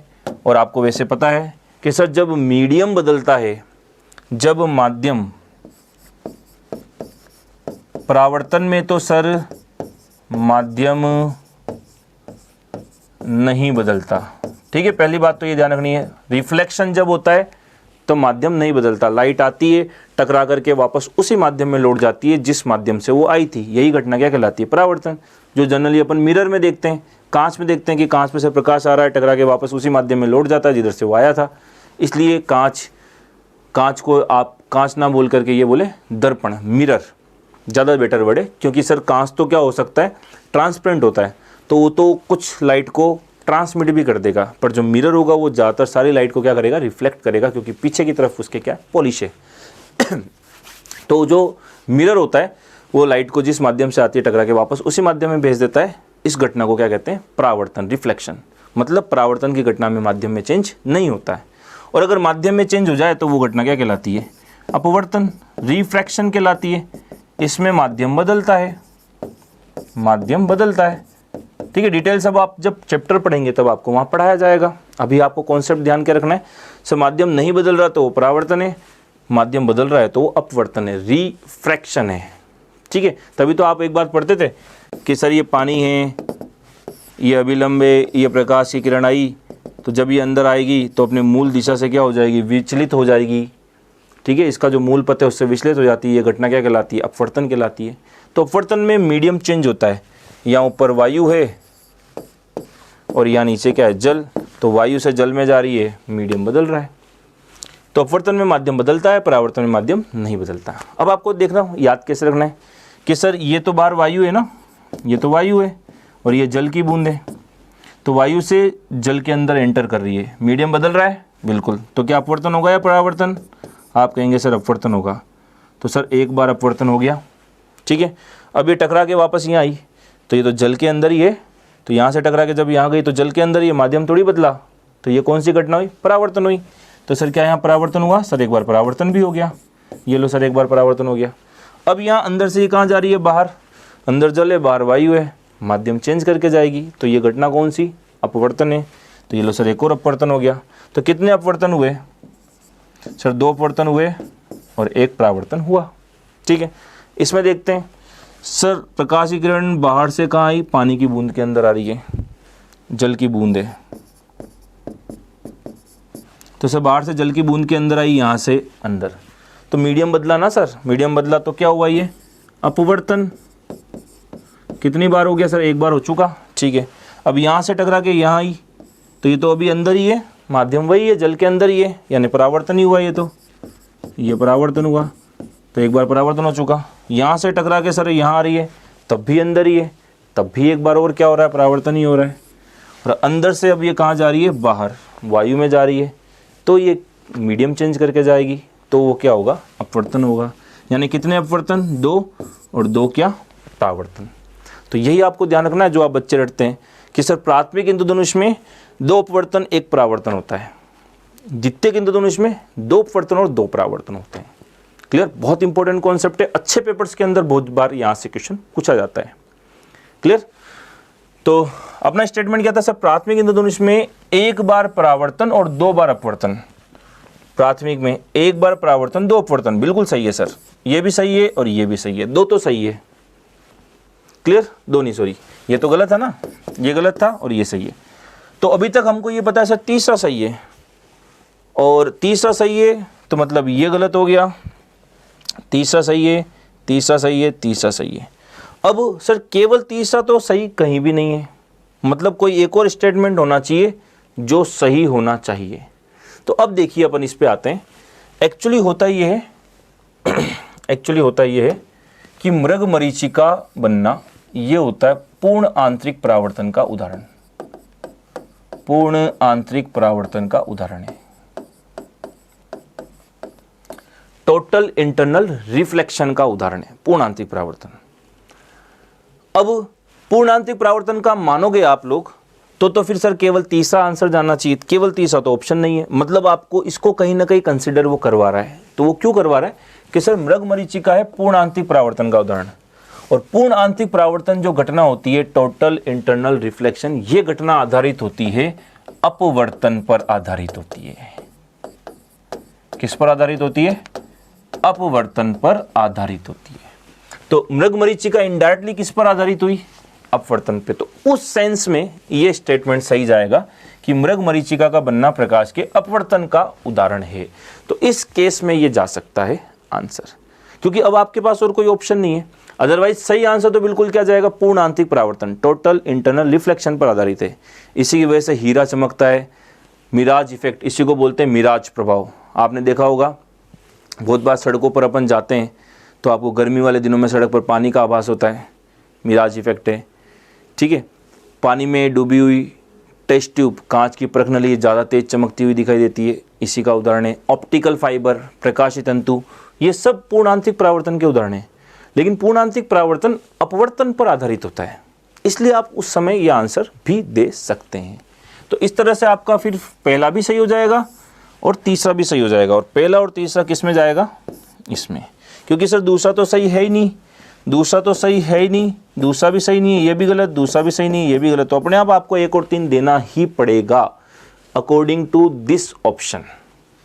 क्लियर? वरना बेस्ट आंसर आपको पता है टोटल इंटरनल रिफ्लेक्शन है, पूर्ण आंतरिक परावर्तन है। डिटेल में पढ़ेंगे तब पूरा डिटेल समझाऊंगा आपको क्या होता है, कैसे पढ़ा जाता है। क्लियर? फिलहाल आपको ये एडिशनल नॉलेज ध्यान रखनी है इंद्रधनुष वाली। आगे बढ़ा जाए। ठीक है, केवल अपने को आंसर बताना मकसद नहीं है, देखिए उसके आसपास की कुछ एक चीज़ें भी आपको एडिशनल पता होनी चाहिए, सीखनी चाहिए। इसी वजह से आपको यहाँ सिखाई जा रही है। अदरवाइज आंसर तो आपको आंसर की भी दे देते तब भी मिल जाती, बट इससे आपको कुछ एडिशनल चीज़ें भी साथ में सीखने को मिलेगी, ताकि अगर आप 1 घंटा ये देख रहे हैं तो आपको कुछ नया सीखने को मिले। ठीक है, अब पूरे चैप्टर पढ़ाना एक क्वेश्चन के अंदर संभव है नहीं, तो पूरे चैप्टर तो जब आपको कोर्स पढ़ाएंगे तब बिल्कुल डिटेल में पढ़ाएंगे। बट हाँ, इस पेपर के साथ साथ आपको बहुत सारी चीज़ें, कम से कम ये पेपर जब मैं ख़त्म करूँगा तो आपके पास 50 से 60 नए क्वेश्चंस, नई चीज़ें होगी जो आपको सीखने को मिलेगी इस 1 घंटे के अंदर। तो पढ़ते रहें, साथ में बने रहें। क्लियर? होप कर रहा हूँ आपको अच्छा लग रहा होगा, पढ़ने में मज़ा आ रहा होगा, क्योंकि आपको बहुत सारी नई चीज़ सीखने को मिलेगी। आगे बढ़ते हैं। विद्युत ऊर्जा का व्यावसायिक मात्रक है कमर्शियल यूनिट ऑफ इलेक्ट्रिसिटी और इलेक्ट्रिकल एनर्जी। तो विद्युत ऊर्जा का व्यावसायिक मात्रक आपको पता है kWh, किलो वोट आर होता है, किलो वाट आर, जिसको किलोवाट घंटा भी कहते हैं।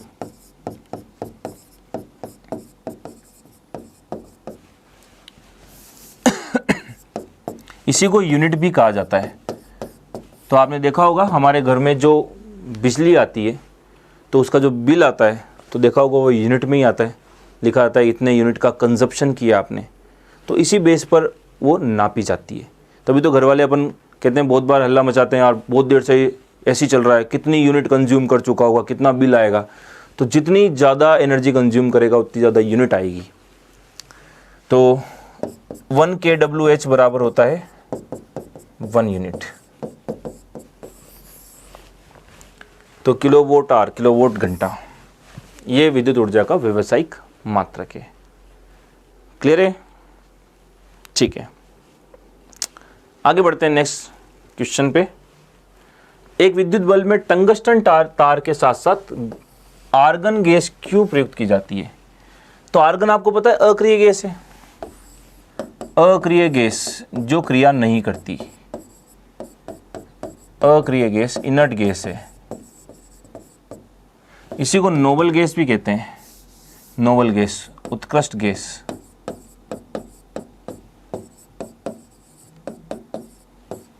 उत्कृष्ट गैस भी कहते हैं। और कौन कौन सी है देखिए, helium, neon, argon, krypton, xenon और रेडॉन, ये सब अक्रिय गैस हैं जो सामान्यतः क्रिया नहीं करती है। ठीक है, क्रिया नहीं करती, तो कहीं अगर अक्रिय वातावरण बनाना है आपको, इनर्ट एटमॉस्फेयर बनाना है, तो हम लोग इसका यूज़ करते हैं। तो अक्रिय वातावरण बनाने के लिए, ताकि जो टंगस्टन है वो किसी से क्रिया नहीं करे, टंगस्टन आसानी से किसी से क्रिया नहीं करेगा, तो उसके ऊपर ऑक्सीडेशन नहीं होगा, ऑक्सीकरण नहीं होगा, अन्य प्रकार का जंग नहीं लगेगा, संचारण नहीं होगा, वो जल्दी ख़राब नहीं होगा। जल्दी ख़राब नहीं होगा मतलब उसकी आयु क्या हो जाएगी, बढ़ जाएगी। तो बल्ब की आयु बढ़ाने के लिए, उसके फिलामेंट की, बल्ब की आयु बढ़ाने के लिए हम लोग क्या करते हैं, उसमें इनर्ट गैस भर देते हैं, क्योंकि ये हमारे पास वातावरण में इनमें ज़्यादा मात्रा में पाई जाती है। इसलिए हम लोग क्या करते हैं, आर्गन गैस को बढ़ते हैं। ठीक है, तो बल्ब की आयु बढ़ाने के लिए हम लोग इसका यूज़ करते हैं। तो ये सारी वो क्रियाएं या ये सारी वो गैसें हैं जो सामान्यतः क्रिया नहीं करती, इसलिए अक्रिय, जो क्रिया नहीं करती उन्हीं को क्या कह दिया, अक्रिय गैस कह दिया। बट हाँ, एक एक्सेप्शन है सर, ये जो जिनोन है ये एक्सेप्शन है सर, क्रिया तो नहीं करनी चाहिए बट कभी कभी कर लेती है। इसलिए तो आप 11th-12th के अंदर इसके बहुत सारे कंपाउंड, बहुत सारे यौगिक पढ़ते हो, XeF2, XeF4, XeF6, कि सर जब ये क्रिया नहीं कर रही तो ये बने कैसे, मतलब सर कभी ना कभी तो क्रिया कर लेती है, कि करनी तो नहीं चाहिए बट सामने वाले को देख के बहुत बार ललचा जाती है, ये क्रिया कर लेती है, क्योंकि फ्लोरीन का विद्युत ऋणता बहुत ज़्यादा होती है, इलेक्ट्रोनेगेटिव हाईएस्ट होती है। सर्वाधिक विद्युत ऋण तत्व होता है, इलेक्ट्रोनेगेटिव तत्व होता है सबसे ज़्यादा कौन, फ्लोरीन। तो इसको देख के ये क्रिया कर लेती है। तो इसका व्यवहार पता ही नहीं पड़ता सर, कभी तो नहीं कर रही है और कभी इसके साथ कर लेती है, इसलिए हमने इसका नाम दे दिया स्ट्रेंजर गैस। कि सर कौन सी गैस है, स्ट्रेंजर, क्रिया करनी तो नहीं चाहिए पर कर लेती है, अजनबी व्यवहार है। इसलिए बहुत बार ऐसे भी पूछते हैं कि स्ट्रेंजर गैस के नाम से किसको जानते हैं, तो जिनोन को जानते हैं। क्या नाम है इसका, जिनोन। क्लियर है? तो आपको ये बात ध्यान रखनी है इसके बारे में। ठीक है, आगे बढ़ते हैं। एक नैनोमीटर का मान याद करने वाला क्वेश्चन है कि सर एक नैनोमीटर, नैनोमीटर, तो अब देखो नैनो को भूल जाओ तो आपको याद करने का तरीका बताता हूं।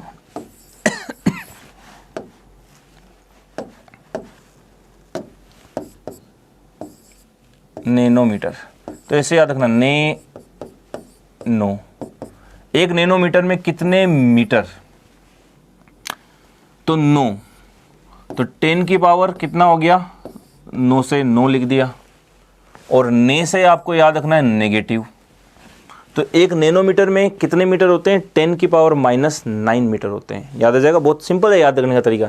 9 मतलब 9 और ने यानी नेगेटिव, तो नेगेटिव में 9, तो एक नैनोमीटर में 10 की घात -9 मीटर होता है।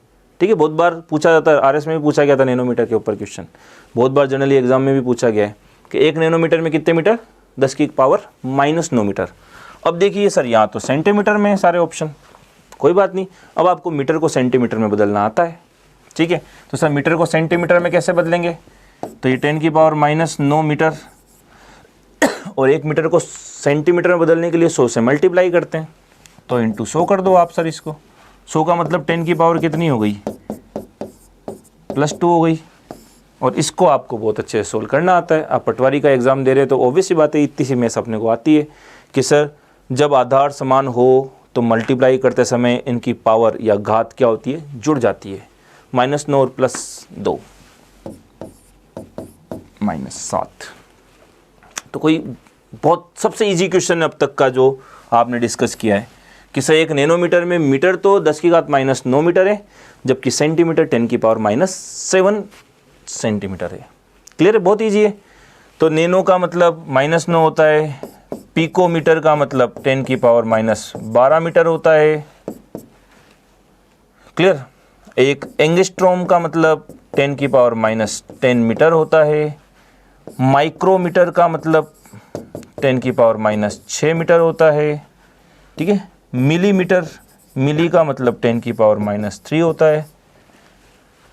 तो ये बेसिक आपको याद होगा, आप जब भी पढ़ते हैं तो milli, micro, nano, pico, femto, atto, इस तरह से होती है चीज़ें।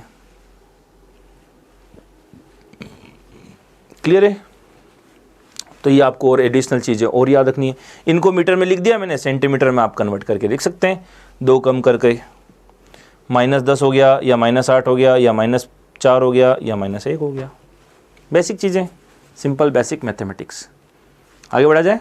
ठीक है, आगे बढ़ते हैं।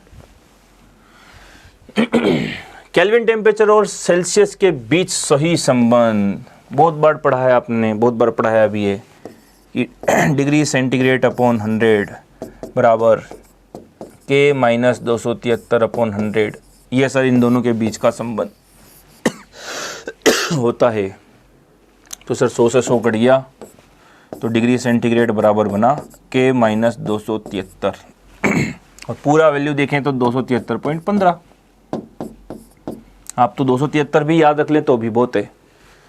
तो उसने बोला डिग्री सेंटीग्रेड, सेल्सियस ताप TC, तो सेल्सियस को TC लिखा है तो मैं इसको TC लिख देता हूँ। ठीक है। और केल्विन ताप को उसने ओनली T लिखा है तो यहाँ पे मैं T लिख देता हूँ, -273.15।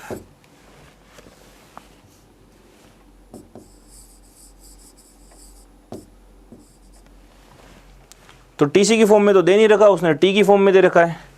T निकालना है मतलब आपको, तो T बराबर क्या हो जाएगा, इसको इधर ले आओ, TC plus 273.15, TC plus 273.15। Simple सा आंसर जाएगा।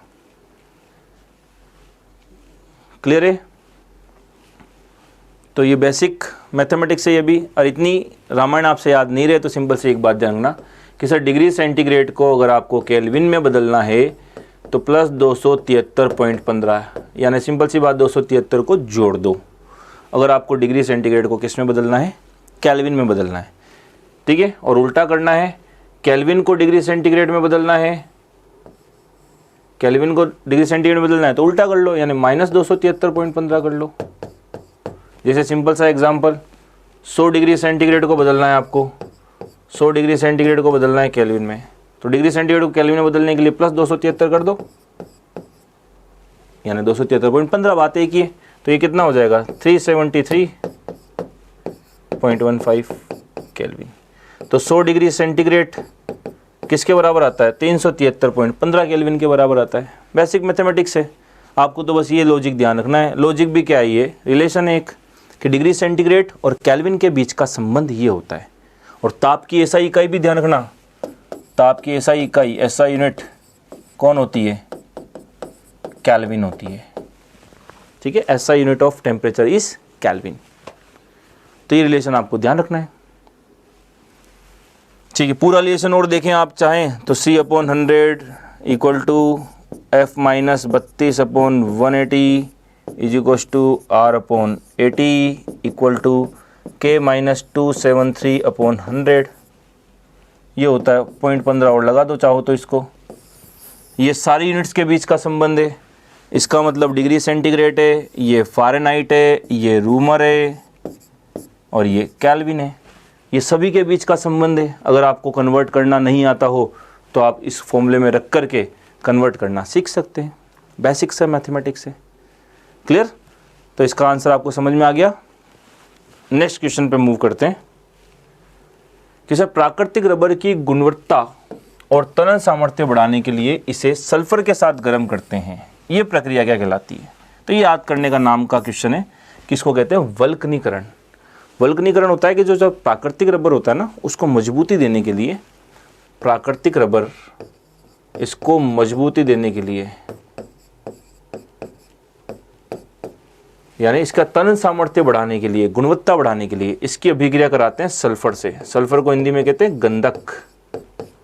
तो ये जो प्रोसेस होती है इसका नाम है वल्कनाइजेशन। इसको बोलते हैं वल्कनीकरण। ठीक है, बाकी कॉमन से नाम है साबुनीकरण, साबुन के निर्माण की विधि है, बहुलक के निर्माण की विधि बहुलकीकरण, समानीकरण कोई पर्टिकुलर विधि का नाम है नहीं, तो आपको याद रखना है वल्कनीकरण, याद करने की बात है।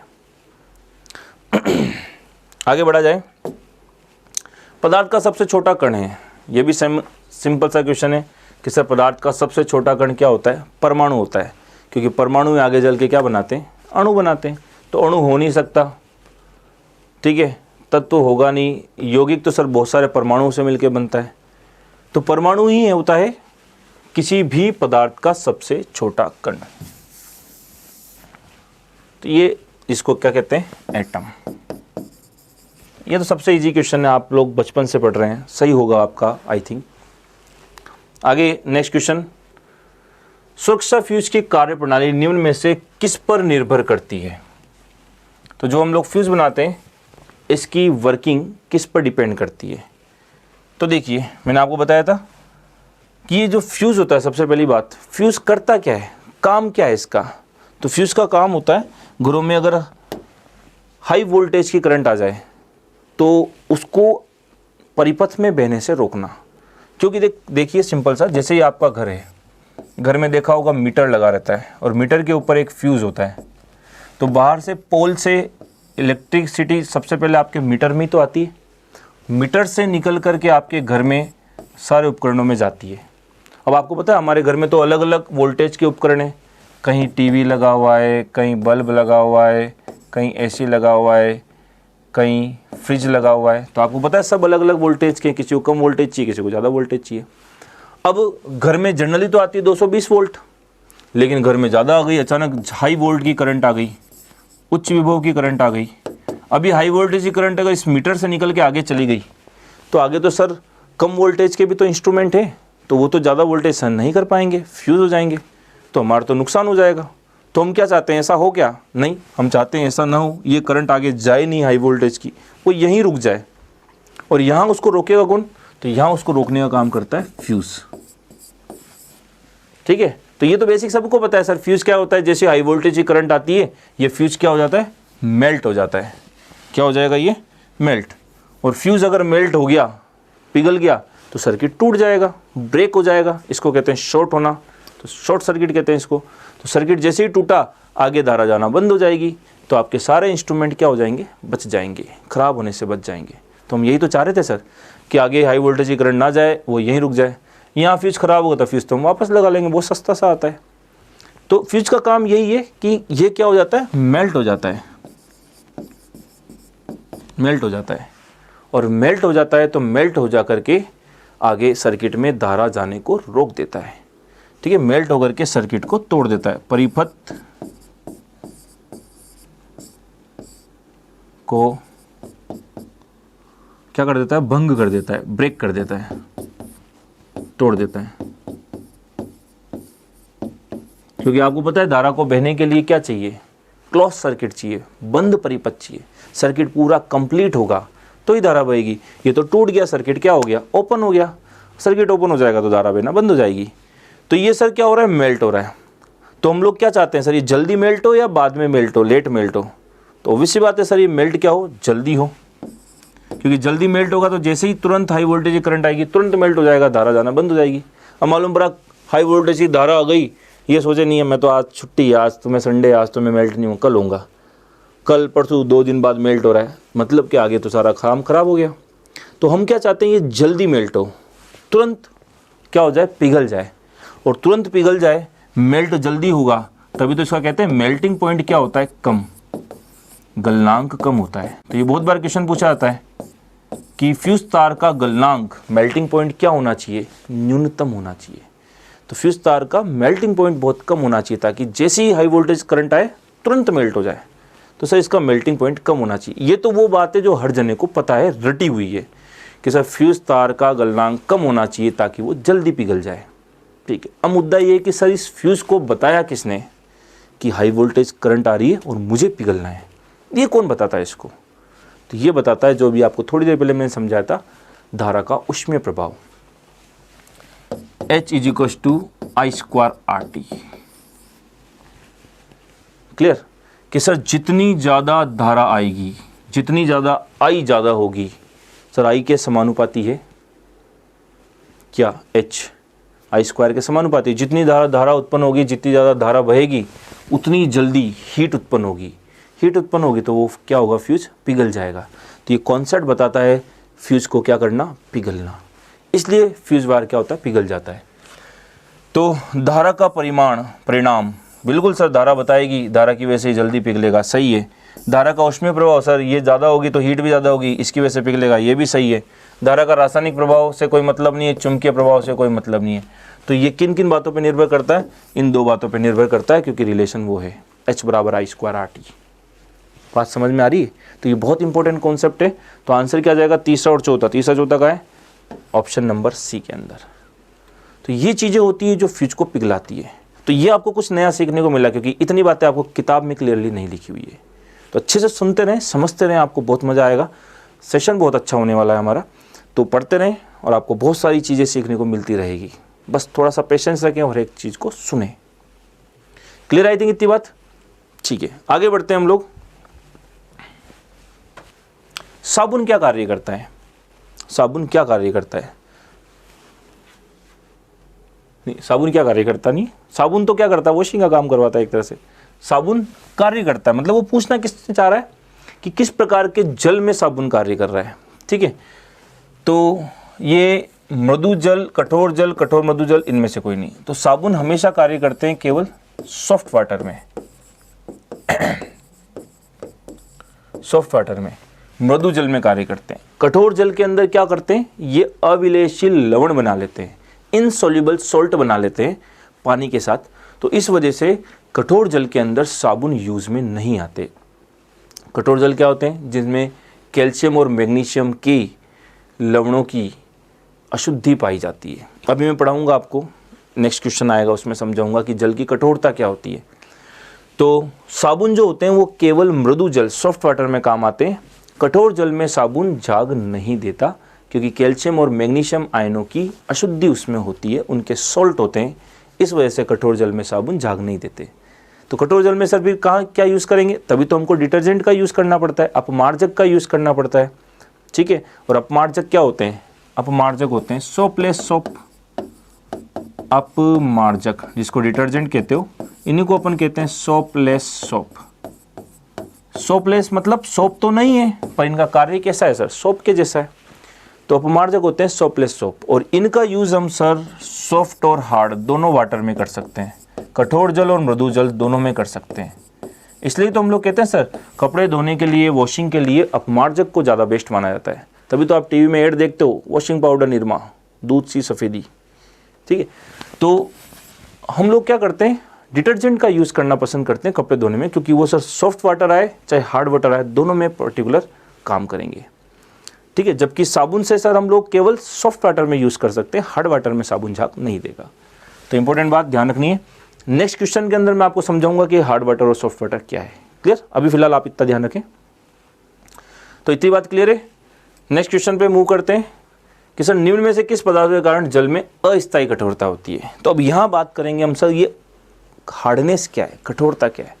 तो समझिए, देखो बहुत अच्छा क्वेश्चन है, बहुत अच्छा कॉन्सेप्ट है। देखिए, जल की कठोरता, इसको कहते हैं हार्डनेस ऑफ वाटर।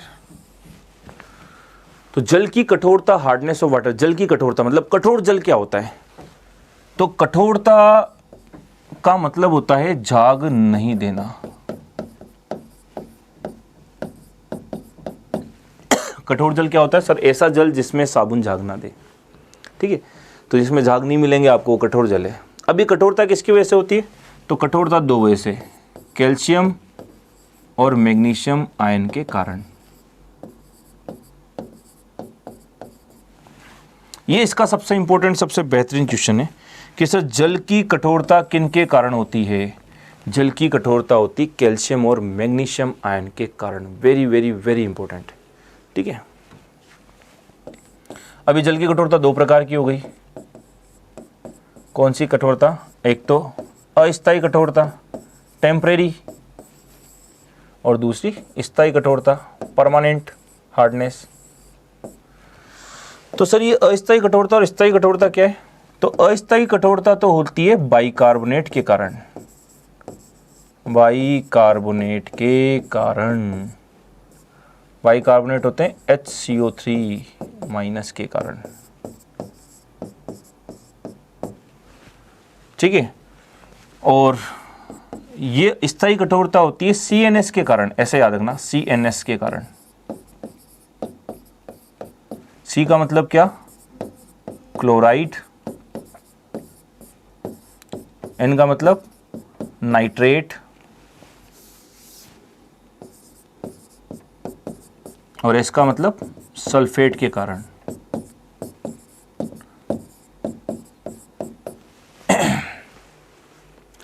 तो सर जल की कठोरता क्या होती है कि अगर साबुन जल के साथ झाग नहीं दे रहा, दैट मीन्स वो कठोर जल है। जल की कठोरता किसके कारण? सर कैल्शियम और मैग्नीशियम आयन के कारण। तो ये जल की कठोरता दो प्रकार की होती है, अस्थायी और स्थायी कठोरता। अस्थायी कठोरता होती है बाइकार्बोनेट के कारण। अब किसके बाइकार्बोनेट? तो सर कैल्शियम और मैग्नीशियम के बाइकार्बोनेट के कारण। तो पूरा लिख दो अब इसको सर, किसके बाइकार्बोनेट? कैल्शियम और मैग्नीशियम के बाइकार्बोनेट के कारण, ठीक है। और स्थायी कठोरता CNS, क्लोराइड, नाइट्रेट और सल्फेट, किसके सर? कैल्शियम व मैग्नीशियम के। तो कैल्शियम और मैग्नीशियम के क्लोराइड, नाइट्रेट, सल्फेट हैं तो वो स्थायी कठोरता देंगे, और कैल्शियम मैग्नीशियम के बाइकार्बोनेट है तो वो अस्थायी कठोरता देंगे। बाइकार्बोनेट मतलब HCO3, तो कैल्शियम का HCO3 और मैग्नीशियम का HCO3। तो कैल्शियम का HCO3, मैग्नीशियम का HCO3, ये दोनों किसका कारण देंगे? ये दोनों कारण देंगे सर अस्थायी कठोरता का। और सर क्लोराइड और सल्फेट, सर ये तो किसकी कठोरता है? ये तो सर स्थायी कठोरता है। अब क्वेश्चन क्या पूछा था? अस्थायी कठोरता का कारण। अस्थायी कठोरता तो सर इन दोनों की वजह से है। तो पहला और दूसरा आंसर क्या जाएगा? पहला दूसरा कहाँ है? ये रहा। Very very very important question, बहुत सारे एग्जाम में आ चुका है कि जल की स्थायी अस्थायी कठोरता का कारण कौन होता है। तो सर जो अस्थायी कठोरता है इनको तो सर हम जल को गर्म करके दूर कर सकते हैं, गर्म करके दूर किया जा सकता है, पर इसको गर्म करके दूर नहीं किया जा सकता। इसको गर्म करके दूर कर सकते हैं, इसको गर्म करके दूर नहीं कर सकते। क्लियर? बहुत इंपॉर्टेंट बात है और यहाँ कन्फ्यूजन होता है, इसलिए ट्रिक बता दिया आपको। ये तो केवल बाइकार्बोनेट के कारण और स्थायी CNS के कारण। CNS बायोलॉजी में आप पढ़ते हो, सेंट्रल नर्वस सिस्टम, केंद्रीय तंत्रिका तंत्र। इसमें याद रखना क्लोराइड, नाइट्रेट और सल्फेट। तो कैल्शियम मैग्नीशियम के क्लोराइड, नाइट्रेट, सल्फेट होंगे तो स्थायी, और कैल्शियम मैग्नीशियम के बाइकार्बोनेट होंगे तो अस्थायी। क्लियर? कॉपी कर लें इसको फटाफट से, आगे बढ़ा जाए। तो ये बहुत इंपॉर्टेंट क्वेश्चन है जो भी आपके सामने आए हैं। नेक्स्ट, स्वस्थ नेत्र के लिए स्पष्ट दूरी की न्यूनतम और अधिकतम सीमा कितनी होती है? तो ये रटने वाला क्वेश्चन है कि न्यूनतम अपन कितना देख सकते हैं? 25 सेंटीमीटर। कि जैसे 25 सेंटीमीटर आपने कॉपी रखी हुई है तो यहाँ तक तो आप अच्छे से देख पाएंगे, उससे पास में लाएंगे तो आप नहीं देख पाएंगे, आंखों पे जोर पड़ेगा, बर्डन आएगा, हेडेक होने लगेगा। तो न्यूनतम तो अपन 25 सेंटीमीटर का साफ देख सकते हैं। सर दूर का कितना देख सकते हैं? 100 सेंटीमीटर, 500, 1 किलोमीटर, 2 किलोमीटर। तो सर हम लोग अधिकतम देख सकते हैं इन्फाइनाइट। अब आपका दिमाग घूमेगा, सर इन्फाइनाइट कहाँ देख सकते हैं सर हम लोग? हमको तो पास का ही धुंधला नज़र आता है। अरे देख सकते हो आप। कभी एक चीज़ नोटिस करना, सूरज पृथ्वी से कितना दूर है? अब ये मत कहना सर बहुत दूर है, लगभग 15 करोड़ किलोमीटर दूर है। दिखता है ना? बिल्कुल दिखता है। तो इतना दूर है, लगभग अनंत जैसा हो गया, तो वो भी तो आपको दिख ही रहा है। चांद कितना दूर है? दिखता है।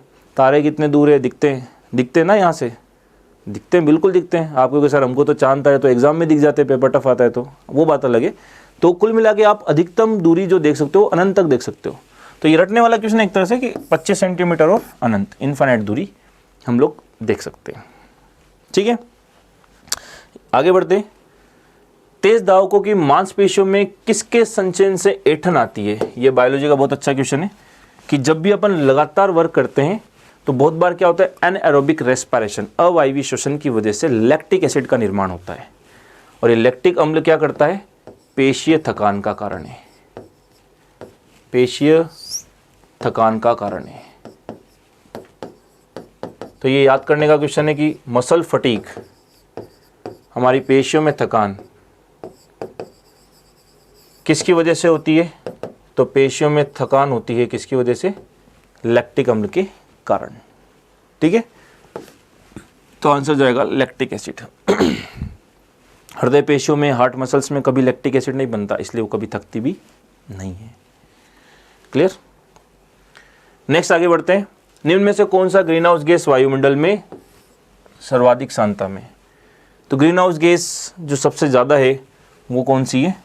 CO2, carbon dioxide. बचपन से पढ़ रहे अपन कि सर ये ग्रीन हाउस गैस क्या कर रही है, ये CO2 क्या काम कर रही है। तो समझ लो, देखो एक बार, जैसे ये पृथ्वी की सतह है, ये इसके चारों ओर वायुमंडल का आवरण है। अब हम लोग 24 घंटे रेस्पिरेशन करते हैं, श्वसन करते हैं, CO2 गैस निकालते हैं, कार्बन जलाया CO2 निकलेगी। ठीक है, तो इनसे कौन सी गैस निकलती रहती है? CO2। अब ये CO2 का क्या होता है? एनवायरनमेंट में इकट्ठा होता रहता है, इसकी सांद्रता एनवायरनमेंट में बढ़ती रहती है। तो वातावरण में CO2 की मात्रा बढ़ गई। अब क्या हुआ? इसने एक आवरण बना लिया वातावरण में। अब होता है ये सनलाइट जो है, सूर्य का प्रकाश आते टाइम तो आ जाता है इसको भेद करके, आते टाइम तो इसकी इंटेंसिटी ज़्यादा है, पर टकराने पे इसकी तीव्रता में क्या आती है? कमी आती है। तो जब ये रेडिएशन वापस जाने लगती है तो ये CO2 का आवरण इसको जाने नहीं देता, इस रेडिएशन को इस एनवायरनमेंट में ट्रैप कर लेता है, बांध लेता है। तो रेडिएशन जब बाहर नहीं जाएगी तो ये रेडिएशन जो है अंदर ही रहेगी एनवायरनमेंट में। और रेडिएशन होती है गर्म, तो एनवायरनमेंट के अंदर ये रेडिएशन रहेगी, तो एनवायरनमेंट का टेम्परेचर धीरे धीरे क्या होता है? बढ़ता है। तो एनवायरनमेंट का टेम्परेचर बढ़ेगा तो ताप बढ़ रहा है, ताप बढ़ेगा तो क्या होगी? वार्मिंग होगी, गर्मी बढ़ेगी। तो ताप बढ़ने से वार्मिंग होगी और पूरे विश्व की हो रही है ये वार्मिंग, इसलिए इसका नाम दे दिया ग्लोबल वार्मिंग, वैश्विक तापन। इसलिए आप लोग कहते हो कि सर वैश्विक तापन के लिए एक मुख्य उत्तरदायी गैस कौन सी है? CO2 है। क्लियर? तो हम लोग इसमें आंसर क्या देते हैं? CO2 देते हैं। फिर दिमाग में सर और भी है क्या? सर और भी है। तो इसके लिए उत्तरदायी गैसें, इसको ग्रीन हाउस गैसेस कहते हैं, ग्रीन हाउस गैसेस कहते हैं, हरित गृह गैसें कहते हैं। तो सर और कौन सी? तो सिंपल सी ट्रिक याद रखना, आपसे डायरेक्ट याद नहीं होगी। सिंपल सी ट्रिक आपको क्या याद रखनी है?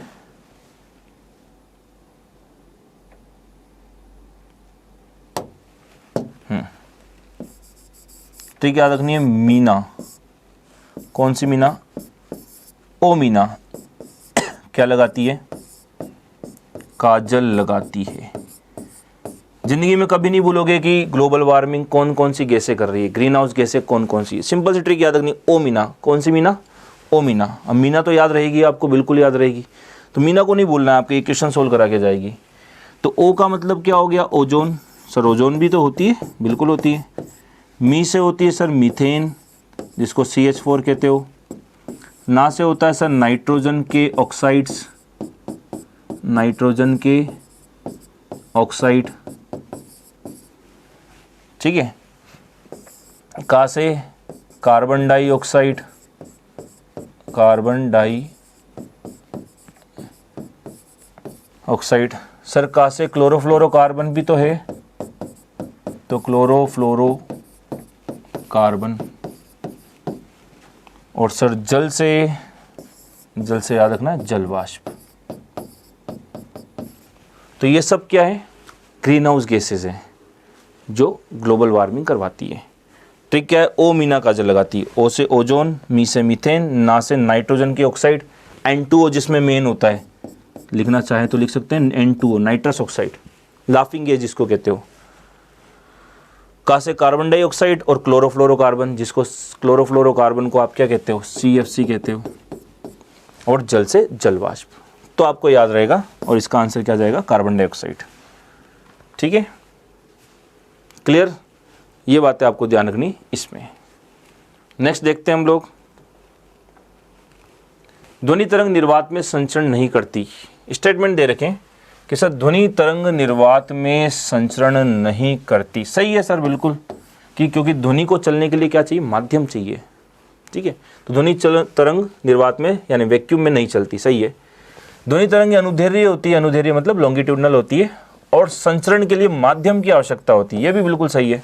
तो यही तो अभी हमने बोला सर कि ध्वनि निर्वात में क्यों नहीं चलती? क्योंकि उसको क्या चाहिए? माध्यम चाहिए चलने के लिए। तो इसका एग्जैक्ट एक्सप्लेनेशन है ये। तो दोनों कथन अलग अलग सही है, दोनों कथन सही है सर, और कथन 2-1 का सही स्पष्टीकरण है, 2-1 का स्पष्टीकरण है, सही है सर। हम यही तो कह रहे थे कि सर ध्वनि निर्वात में क्यों नहीं चलती, क्योंकि उसको क्या चाहिए, माध्यम चाहिए। तो ये दोनों बातें सही है, और सेकंड वाला पहले वाले का क्या है, एक्सप्लेनेशन है। आंसर जाएगा पहला। क्लियर? ठीक है। नेक्स्ट क्वेश्चन है, निम्न में से कौन विकिरण की तरंग दैर्घ्य न्यूनतम होती है? तो देखिए तरंग दैर्घ्य का क्रम देखिए क्या होता है। सबसे पहले इधर होती है कॉस्मिक, कॉस्मिक कॉस्मिक से ज़्यादा होती है गामा, गामा रेस। फिर होती है सर एक्स रे, फिर होती है अल्ट्रा वायलेट, पराबैंगनी, फिर होती है विजिबल, दृश्य प्रकाश की किरणें, दृश्य, जिसके अंदर आप बोलते हो विबग्योर, VIBGYOR। फिर होती है IR, फिर होती है माइक्रो, सूक्ष्म, फिर होती है रेडियो, रेडियो तरंगे। IR मतलब इंफ्रारेड, अवरक्त, जिसको आप हिंदी में अवरक्त कहते हैं, अवरक्त। माइक्रो का मतलब सूक्ष्म तरंगे, रेडियो मतलब रेडियो तरंगे। तो इधर से इधर जाते हैं ना, इधर से इधर जाओगे आप, लेफ्ट टू राइट जाओगे, तो लेफ्ट टू राइट जाने पे तरंग दैर्घ्य बढ़ता है। तरंग दैर्घ्य आवृत्ति एक दूसरे के व्युत्क्रमानुपाती है, तो आवृत्ति कम होती है। ठीक है, एक फॉर्मूला पढ़ा होगा, E बराबर h न्यू या HC अपॉन लैम्डा। ठीक है, क्या है सर ये फॉर्मूला, कि सर जिसकी आवृत्ति ज़्यादा उसकी ऊर्जा ज़्यादा। ठीक है सर, जिसका लैम्डा कम उसकी फ्रीक्वेंसी ज़्यादा। ठीक है, और उसका एनर्जी ज़्यादा। ये समानुपाती है और ये व्युत्क्रमानुपाती है। तो इतनी याद भी नहीं रहे, कोई दिक्कत नहीं, आपको तो ये ध्यान रखना सर, लैम्डा जब बढ़ेगा तो लैम्डा बढ़ेगा तो आवृत्ति कम होगी, व्युत्क्रमानुपाती। लैम्डा बढ़ेगा तो आवृत्ति कम होगी। ठीक है, लैम्डा बढ़ेगा तो एनर्जी कम होगी, तो सर एनर्जी भी कम हो रही होगी, इसकी ऊर्जा भी क्या हो रही होगी, कम। तो यहाँ तो सिंपल सा क्वेश्चन आपको क्या पूछा, सबसे कम किसकी, कॉस्मिक। कॉस्मिक है क्या, नहीं है। उसके बाद किसकी सर, गामा। गामा है क्या, ये रहा इसका आंसर। आपको सीक्वेंस याद रहे तो बहुत अच्छी बात है, इंपॉर्टेंट है। बहुत बार इस तरह से पूछ लेता है 2-3 दे करके कि इनमें से चूज़ करो सबसे ज़्यादा कौन है, सबसे कम कौन है। सीक्वेंस में अरेंज करो, ज़्यादा कौन कम कौन। ठीक है तो प्लांक का क्वांटम सिद्धांत पढ़ते हो तो वहाँ ये फॉर्मूला पढ़ते थे, E बराबर h न्यू या HC अपॉन लैम्डा। एनर्जी और आवृत्ति एक दूसरे के समानुपाती है, आवृत्ति और तरंग दैर्घ्य वेवलेंथ एक दूसरे के व्युत्क्रमानुपाती है। ठीक है, नेक्स्ट क्वेश्चन पे चलते हैं। निम्न में से सिन गैस किसे कहा जाता है? सिन गैस को ही कहते हैं वाटर गैस, जल गैस। और ये याद रखना है आपको, जल गैस कौन सी है, CO+H2 है। ठीक है, CO+H2 को कहते हैं सिन गैस, CO+H2 ये रहा, तो इसको सिन गैस कहा जाता है। एक और पूछा जाता है प्रोड्यूसर गैस, निर्माता गैस, उत्पादक गैस भी कहते हैं, प्रोड्यूसर गैस भी कहते हैं। ये होती है CO+N2। अभी LDC के पेपर में पूछी गई थी कि निर्माता गैस कौन सी है, CO+N2। एक और होता है कोल गैस, वो होती है CO, carbon monoxide plus H2O plus methane, CH4। ये 2-3 बहुत फेमस है, ये याद करने पड़ेंगे आपको, कोई अल्टरनेट नहीं है। ठीक है, याद करने का मैं सिंपल सा ट्रिक बता देता हूँ आपको कि सर कोल गैस हो, निर्माता गैस हो, वाटर गैस हो, कोई से भी गैस हो, CO सब में कॉमन है। CO इसमें भी है, CO इसमें भी। अब कन्फ्यूजन होता है कि इसमें क्या, तो सर इसमें बनाना है आपको जल। जल के लिए क्या चाहिए, H2O। तो सर O ऑलरेडी है H2, तो CO+H2, इसलिए इसको याद रखना जल गैस। निर्माता गैस न से नाइट्रोजन, तो यहाँ CO के साथ क्या है, नाइट्रोजन। क्लियर, यहाँ CO+H2 कोल गैस के अंदर वाटर गैस तो है ये, प्लस मीथेन भी है। तो देखिए कुछ बातें आपको याद रखनी पड़ेगी, ट्रिक बता दी मैंने आपको। CO तो दोनों में कॉमन है, यहीं कन्फ्यूजन होता है। इसमें जल बनाना है तो H2 और जोड़ दो, H2O जल होता है, इसलिए निर्माता न से नाइट्रोजन है तो यहाँ नाइट्रोजन कर देना। ये LDC के पेपर में पूछा गया था, प्रीवियस पेपर में।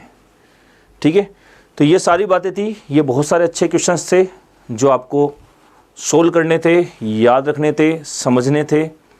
तो आशा करता हूँ यहाँ तक आपको बहुत अच्छे से समझ में आया होगा। मिलेंगे नेक्स्ट लेक्चर के अंदर, नेक्स्ट वीडियो के अंदर, जहाँ और भी बहुत सारे अच्छे क्वेश्चन आपको समझाएंगे, नए क्वेश्चंस के साथ आपको मिलेंगे और आपको बहुत सारे नए कॉन्सेप्ट सिखाने को मिलेंगे। ठीक है, तो मिलते हैं नेक्स्ट लेक्चर में।